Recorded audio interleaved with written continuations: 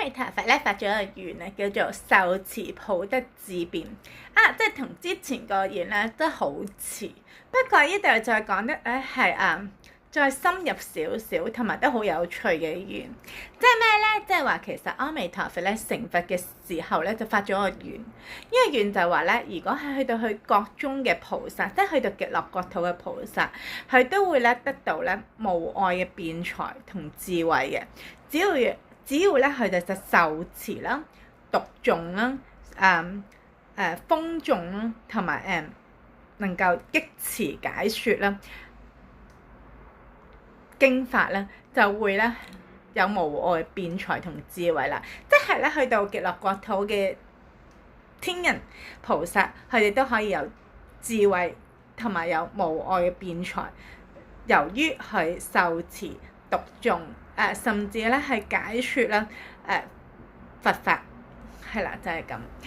咁咧點解會有呢個願咧？其實咧阿彌陀佛咧知道咩咧？知道咧，其實咧好多人啦去讀經，但係咧佢讀完之後唔記得嘅。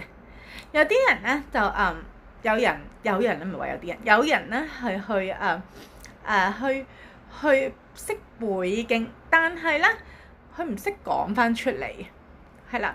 咁甚至有人咧去識講識讀，但係咧佢哋辯才唔到，即係。當有人去問答嘅時候，佢答唔到人，係啦，呢個就係欠缺咗唔係欠缺智慧，即係咧佢要加持智慧，係啦。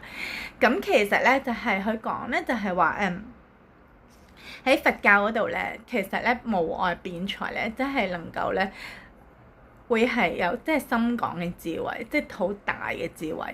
咁呢個智慧就可以令到咧佛教係大興佛教嘅，真係。係啦，咁令到咧佛教咧嗰個叫慧命可以續佛慧命，哇！呢個都好真係好要好認真續佛慧命喎，係啦，即係將佛教流傳落去，呢個好好係啦。咁其實咧係講緊咧就係話讀經啦、受持啦、甚至書寫講解咧，都會令到智慧增加嘅。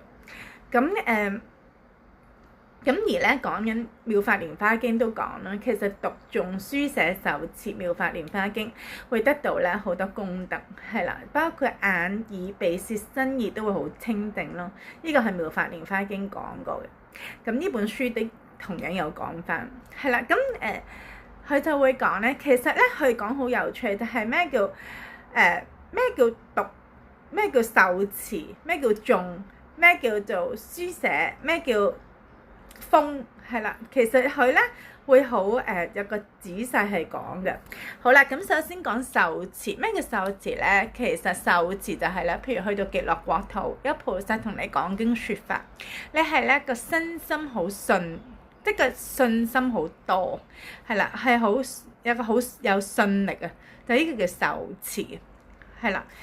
咁咧受持咗咧，令到咧嗰個佛慧命咧係長存落去，即係可以流傳到佛教嗰個慧命。呢個咧就係叫受持，而且受持咗會令到煩惱去減，滅除咗呢個煩惱啊、煩惱啊，係啦。佢就話咧，原來受持嘅方法係好好，可以令到咧消除咗嗰個煩惱。係啦，減少咗嗰個煩惱，係啦，呢個就受持。咁讀係咩意思咧？咁讀咧，佢就話其實讀咧個解釋就係話就咁睇，由頭睇到尾，係不急不緩咁睇，亦都冇分別心咁樣睇。即係我由頭睇到尾，我係好恭敬咁睇，叫讀，係啦。